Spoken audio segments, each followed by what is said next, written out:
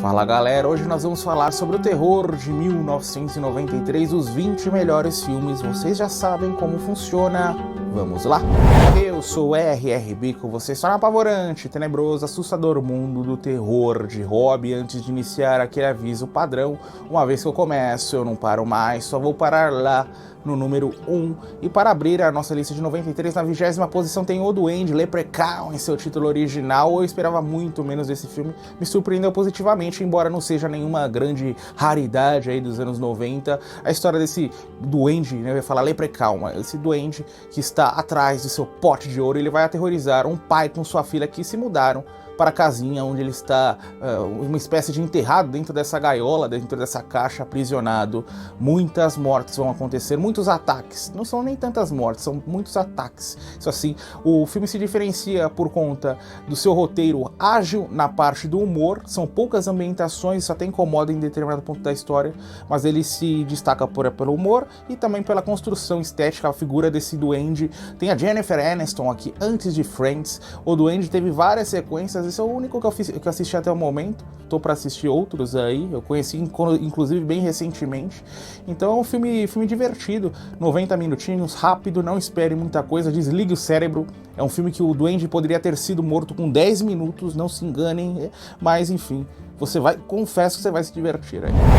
A Metade Negra, filme baseado na obra do Stephen King sobre esse escritor de livros de terror. Ele utiliza um pseudônimo para escrever cada livro. Ele tem determinado sucesso em sua carreira até determinado ponto da história em que ele tem que sair do armário, né, revelar a sua real identidade à mídia. Isso vai provocar uma quebra com a realidade, um processo psicológico desse homem, psicótico. Nós vamos ter aí um filme de Doppelganger, vai ter outro filme daqui a pouco com esse título.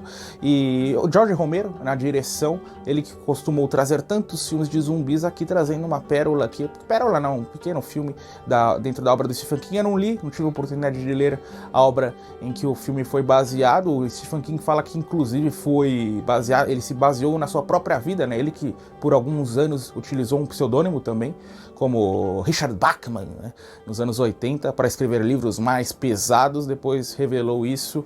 E então um filme um pouquinho mais longo, né, diferentemente de Leprechaun, aqui tem quase não, acho que são 2 horas de duração, ótimas atuações, uma ótima ambientação, mas é outro filme que você não espere grandes coisas, não espere uma trama redondinha, espere mais a direção muito boa do George Romero, e é uma espécie de psicose com um pouquinho mais de criatividade, mas claro, muito menos charme. Chicks, O Ataque. Você sabe como esse filme deveria ser chamado? Carrapatos. É um filme sobre carrapatos mutantes gigantescos que vão aterrorizar esses jovens delinquentes nessa floresta aí no meio do nada. Então esses jovens tentando sobreviver. Eu diria que Chicks é uma versão de Taubaté daquele Aracnofobia. Você se lembra de 1990? Não tem nem mesmo 10% da qualidade daquele filme, mas a estrutura é mais ou menos a mesma. Se você assistiu aquele filme e se divertiu muito, você vai de alguma forma tirar algum proveito de Chicks. E as atuações são horrorosas, em especial do ator chamado Alfonso Ribeiro, que ele fez o Carlton de Um Maluco no Pedaço. Você lembra daquela série clássica que passava aqui no SBT no início dos anos 2000, né? Ele tá horroroso aqui, eu nunca tinha assistido nenhum outro filme, ele que é ótimo no Maluco no Pedaço, aqui um overact do início ao fim. Então atentem-se unicamente a esses carrapatos, essas criaturas aí. Acho que depois desse filme vocês vão olhar para esses troços de uma forma um pouquinho diferente. Skinner, o Mutilador, filme B de 93, sobre esse jovem aí com seus 20 e poucos anos que tem o estranho hábito de matar pessoas. Ele é um serial killer, ele se muda de cidade, pega um quartinho dentro dessa casa e vai dar prosseguimento ao que ele mais ama na vida. E ao mesmo tempo que está acontecendo, a trama é uma salada. Tem uma mulher que tá atrás do rapaz. Em um primeiro momento a gente acha que é uma trama sobrenatural, né, de criaturas, de monstros, de alienígenas. Conforme o filme vai avançando, ele é tão estranho que aí ele mostra que é um filme de serial killer mesmo. 40 minutos iniciais bem calmos, bem tranquilos, poucas cenas gráficas. A segunda metade, uma cena gráfica atrás de cena gráfica, lembra até um pouquinho Maníaco, né, de 80 com Joe Spinell, não traz o mesmo grau de perturbação, mas se você assistiu aquele filme, teve algo, se divertiu com as cenas gráficas, aqui você vai que o método utilizado é exatamente o mesmo desse criminoso. Então, né, é um filme esquecível, né? Você vai assistir, os créditos vão subir, você rapidamente vai se esquecer da história, dos personagens, mas enfim, se você gosta de cinema B, principalmente dos anos 90, é uma parada, não é obrigatória, mas eu aconselho a assisti-lo. A Vingança de Jack, filme de terror da Nova Zelândia. Ele é mais um filme de drama, para ser bem sincero, ótimo, né? Bem diferente dos quais nós estamos acostumados. Sobre esses dois órfãos são abandonados por seus pais, cada um vai para uma família diferente. O garoto é maltratado por seus pais adotivos, a menina é muito bem tratada, tem dinheiro, ambos vão se reencontrar no início da vida adulta, e Jack quer a vingança, só que ele não sabe contra quem ele quer a vingança, ele simplesmente está com raiva e vai descontar em todo mundo. Eu gostei bastante da construção, é quase um universo paralelo, né? Uma realidade paralela de mundo, então tem questões sobrenaturais. O Jack tem seus poderes lá de hipnose, a menina tem poder ela consegue ler a mente das pessoas. Isso vai dando bastante força à história, né? A gente vai realmente se sente preocupado com o destino dos personagens, principalmente do Jack. É curioso também a história desse ator, que depois ele virou mulher, né? Virou uma transexual e morreu já, infelizmente, também de HIV. Aqui entrega uma ótima atuação. É um filme que, se você gosta dessa mistura, né? Filmes que conseguem dar aquelas cutucadas dentro do terror, mas que se inserem mais no drama, você vai amar. Se você gosta só terrorzão, só cenas gráficas, mais talvez essa aqui não seja uma boa opção, mas eu confesso que eu gostei bastante. Não é um filme incrível, mas é um filme que vai ficar, diferentemente de Skinner, que você esquece rapidamente, esse aqui você vai ficar um tempinho pensando sobre a história. Enigma Mortal, Doppelganger, em seu título original, a história desse rapaz que aluga um quarto para essa jovem. Ele inicia um romance, até que um belo dia a jovem acorda e fala para ele: ó, não se preocupa muito, mas eu tenho uma Doppelganger, ela é idêntica a mim, ela é um tanto quanto perigosa, ela costuma matar pessoas, ela matou minha mãe, só que você não fica tranquilo, vai dar tudo certo, as coisas não vão ficar tranquilas. E nós vamos adentrar a um característico jogo de enganação, bastante mistério. Drew Barrymore como protagonista, ela que teve algumas inserções dentro do gênero de terror, depois fez Pânico, antes, na década de 80, ainda quando criança, fez aquele Firestarter, que eu não lembro o título em português, fez aquele Cat's Eye, que é um filme de contos. Ela teve mais algum filme de terror? Eu não lembro. Ela que teve uma brilhante carreira dentro da comédia, inclusive ontem assisti um filme de comédia com ela, e o filme é interessante, né? Eleva muito essa questão do mistério, o que vai acontecer, qual é o jogo de enganações que nós estamos inseridos, muitas cenas quentes, né, envolvendo a Drew Barrymore, não tão quentes, né, então não se preocupem, e muitas ambientações internas, né, nós vamos ter os casarões, né, que a mulher acha que tem alguma coisa envolvida com a sua família, o instituto psiquiátrico, a casa em questão. Então é um filme legal aí. Mistério, né? Mistério, suspense é sempre interessante quando nós estamos falando de anos 90. Pumpkinhead 2, O Retorno. Você pega a trama do primeiro filme, tira o personagem de meia idade e coloca um grupo de jovens adultos chatos pra caramba. Essa lenda urbana, né? Essa criatura mitológica quer vingança, não tem nem mesmo 1% do charme do filme original, mas se você gosta de completar sagas, você com certeza vai querer dar um play nesse filme. E as cenas de terror são muito espaçadas, esse é o maior problema. Não há um espaço para construção de clima, não há um espaço para você se identificar com os personagens, até porque eles são horrorosos, mas enfim, tem algumas cenas mais potentes de terror, tem diversão, então o bom é que ele é curto, né? Então vai passar rapidinho. Trocas Macabras, mais um filme baseado na obra do Stephen King, filme concebido para a televisão que vai trazer a vida nessa cidade pequena conforme um estranho se muda para lá para abrir uma loja de antiguidades. Ele vai começar a vender itens que vão alterar a forma como as pessoas lidam com suas existências, vai alterar para pior o que esse estranho quer nessa cidade. Nós vamos descobrindo com o passar das cenas. Max von Sydow como protagonista, tem até o Ed Harris no elenco também. É um filme lento, né? Construção de clima, construção de história, do roteiro. Não espere tantas cenas de terror até os 30, 20 minutos finais, que é aí que o terror vai correr solto mesmo. Um ótimo filme, traz toda aquela estética televisão, né? Como o Stephen King teve algumas obras adaptadas para esse formato de televisivo, eu até falei sobre algumas delas, como Tempestade do Século. Então, um filme legal. Se você gostou de Tempestade do Século, por exemplo, esse aqui você vai adorar também. Os invasores de corpos, a invasão continua, o filme acontece nessa base do exército conforme alienígenas estão roubando os corpos das pessoas. O filme é dirigido pelo Abel Ferrara, um filme bem diferente dentro da sua filmografia. Para quem gosta, para quem assiste o filme do Abel Ferrara, sabe que é sempre soco no estômago.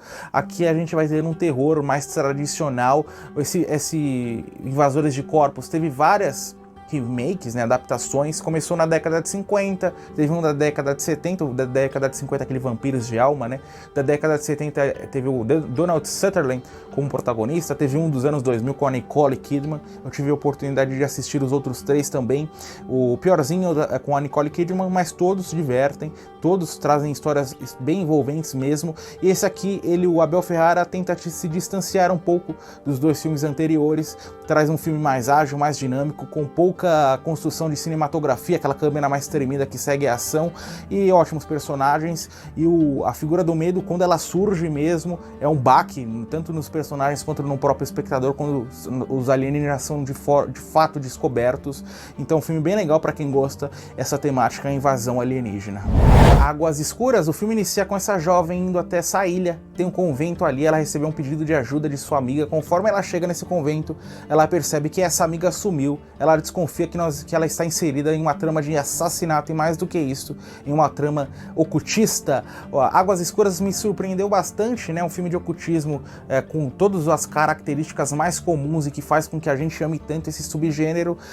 Construção de clima, é tudo o que há nesse filme, a história é muito boa, a protagonista é ótima, as vilãs, essas freiras demoníacas também são ótimas, principalmente a mais velhinha, né? Em sua construção completamente assustadora. Um filme que você não consegue nem piscar, mesmo que ele seja mais lento, mesmo que ele seja somente na construção dos diálogos, ele consegue nos fascinar por toda essa estranheza que permeia aquela ilha. A Volta dos Mortos-Vivos 3, outra trama que acontece em uma base militar. Eles estão tendo um experimento que traz os mortos de volta à vida. O filho de um general vai se envolver com esse experimento. Após sua namorada morrer de forma trágica, ele vai tentar reanimar a garota, resultando numa série de acontecimentos sinistros. A Volta dos Mortos-Vivos 3 é fraco, é bom que se diga, mas consegue, mesmo assim, ser bem superior ao segundo filme, né, que eu não gostei nada, e não vai chegar nem perto do charme do primeiro filme, que é um clássico lá oitentista. É bem diferente, traz a sua própria história. A única relação mesmo aqui com a franquia é o título, porque ele se aproxima mais de o Cemitério Maldito, né? Essas pessoas que voltam de uma forma diferente à vida, do que propriamente ao filme a franquia que ele está inserido. E bem ágil, né? Tem um bom elenco até, não para muito, não tem muito ponto de parada na história, a história sempre para frente. A gente consegue até se simpatizar com os personagens. Então, apesar de ruim, ele me divertiu bastante e vai te divertir com certeza.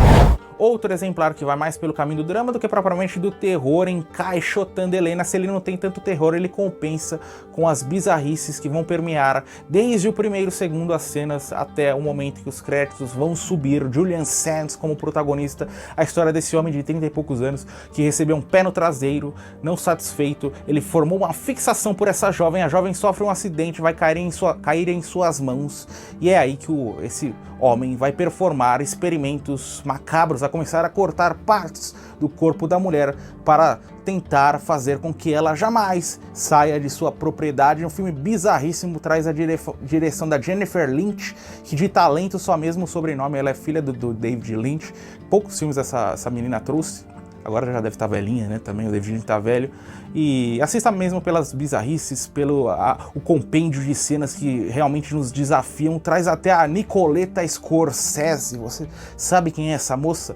Essa moça fez aquele Férias Frustradas de Natal com a mulher que o Chevy Chase fica observando pular a piscina. Aqui ela tá envolvida em apenas uma cena, e é uma cena quente, então nós vamos ter o corpo de Nicoletta Scorsese exposto em tela. Essa é a melhor parte do filme. De resto aí, você só assista pelas bizarrices mesmo, e pelo Julian Sands também, ótimo ator também, que morreu faz pouco tempo, aqui ele fez Warlock, né?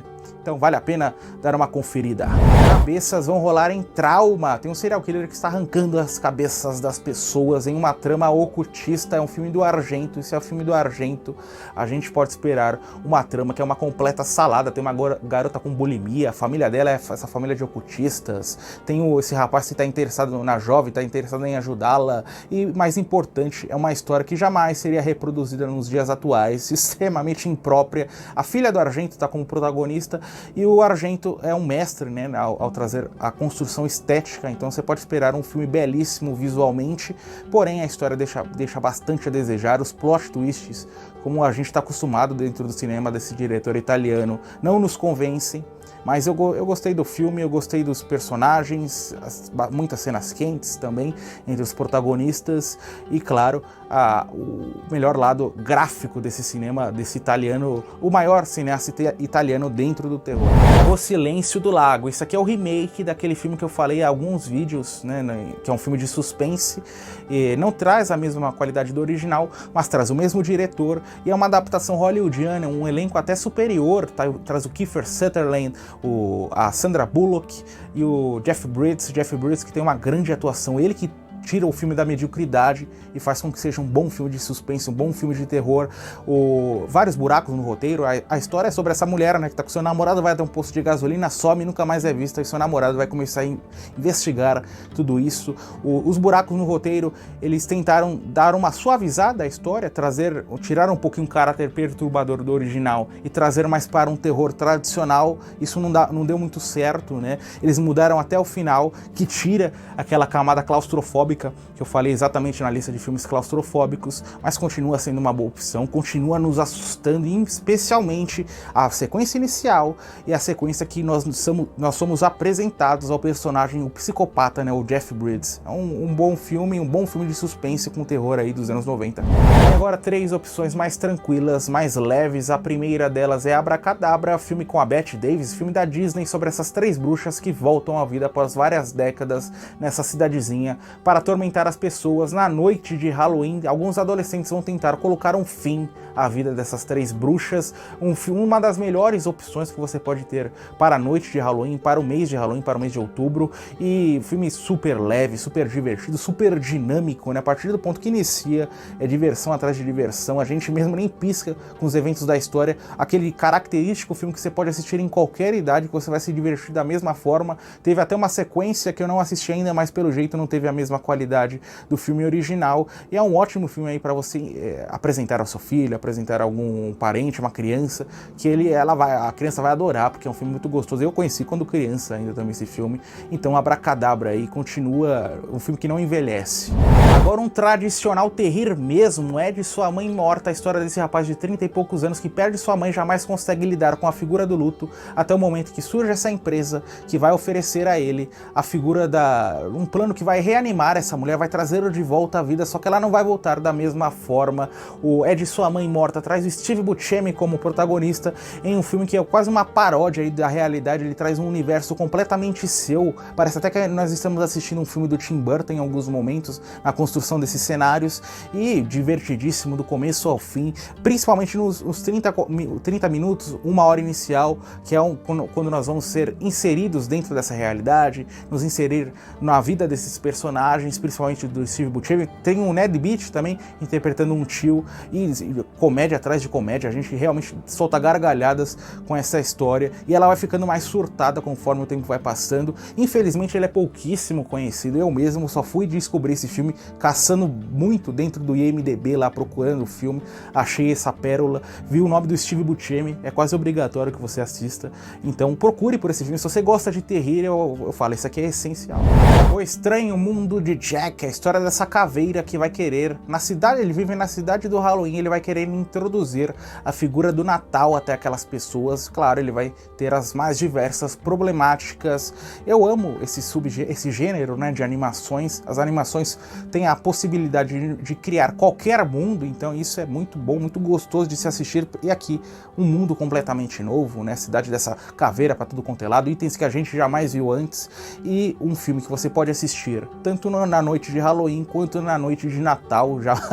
Jamais você vai conseguir encontrar outra opção parecida, macabro, gótico, ó, aquela atmosfera irresistível de terror, de coisas sombrias, os elementos que eu mais gosto dentro de um filme e dentro de uma animação, então nem se fala. Outro filme aí para você assistir com uma galera, com o pessoal em família, que vocês vão se divertir bastante. E claro, anos 90, isso é melhor. Animações dos anos 90, você tem ali Toy Story, o que mais você tem de bom? Eu acho que Rei Leão eu não curto tanto Rei Leão, mas o Estranho Mundo de Jack ali consegue se destacar. Agora, um filme de contos, trilogia do terror, são 3 contos apresentados pelo John Carpenter. Ele interpreta esse homem que trabalha nesse necrotério, cada saco de corpo que ele abre é um conto diferente, até por isso o título original se chama Body Bags. Os 2 contos são dirigidos pelo John Carpenter e um conto é dirigido pelo Tobe Hooper. O terceiro conto é sobre um homem que sofre um acidente e passa a ter a visão de um serial killer ali. O segundo conto é sobre um homem que ficou obcecado por seus cabelos após passar por um transplante capilar. Esse conto tem como protagonista o Stacy Kitt, lendária atora de Hollywood.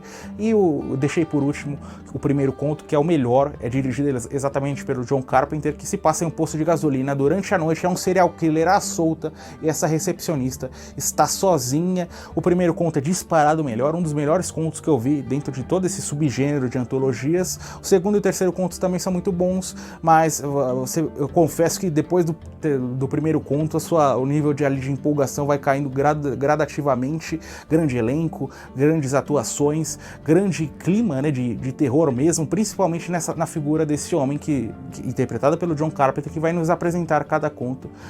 Pena que não teve sequências, né? Eu gostaria de ver outros filmes dentro desse mesmo formato.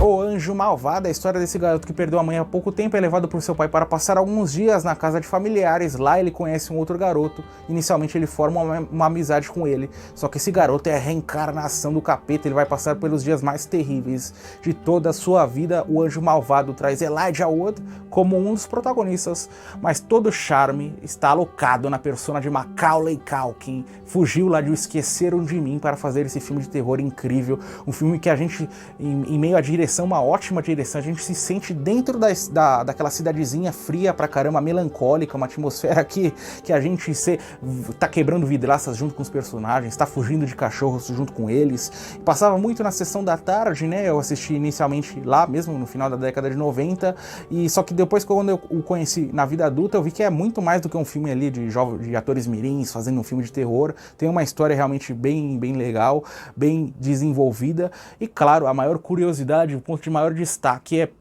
que tinha uma cena super perigosa que o Macaulay Culkin tinha que filmar em um penhasco, e o item utilizado para convencer o garoto, falaram: o que você quer? Você pode ter, o que você quer para filmar essa cena no penhasco? O Macaulay Culkin pediu uma arma de chumbinho, falou: se você me der uma arma de chumbinho eu filmo a cena. Olha a inocência do garoto. Então Macaulay Culkin, que acho que é o maior ator mirim de todos os tempos, na minha opinião, disparado. Tem outros, mas ele é inigualável, então é muito bom ver esse astro aí de um filme de natalino aqui adaptado para um filme de terror, e um filme de terror muito bom, por isso que ele está na segunda posição de 93.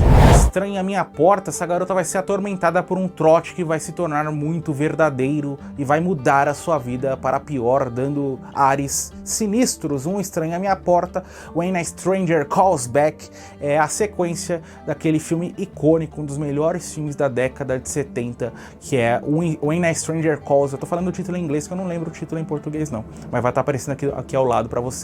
Esse filme essa franquia teve 2 filmes, e depois nos anos 2000 recebeu um remake que é bem fraquinho, assisti também, mas diverte, mas é fraquinho. E esses 2 filmes, esse da década de 70 e esse aqui da década de 90, são incríveis. Ambos são dirigidos pelo Fred Walton, um diretor muito bom de terror menosprezado, e tem como protagonistas a Carol Kane, e o próprio Fred Walton dirigiu também um curta-metragem que eu ainda não assisti, The Sitter, que é um filme baseado, essa franquia, em um conto, uma lenda urbana americana, né, desse homem que liga pelo telefone atormentando as pessoas. O destaque mesmo desses 2 filmes são os primeiros 20 minutos, que é a nossa apresentação, é a abertura do filme, que nós jamais vamos conseguir igualar depois disso, porém todo o filme é gostoso de se assistir, em especial nessa opção aqui, a sequência final, que vai trazer aí uns gadgets que a gente não consegue enxergar o vilão, então é um grande filme, pena que aqui no Brasil ele seja pouco conhecido, até Um Estranho à Minha Porta, né? Não tem nenhum número 2 aqui indicando que é uma sequência, então foi bem menosprezado por aqui, mas assistam, que principalmente se você assistiu o remake, que é mais popular aqui no Brasil do que os originais, se você gostou, então você vai se deliciar com os filmes originais. É isso aí, galera, mais um vídeo que chega ao final, mas você já está acostumado, já sabe, 2 opções super especiais para você continuar assistindo dentro do mesmo tema e maratonando os vídeos do nosso canal.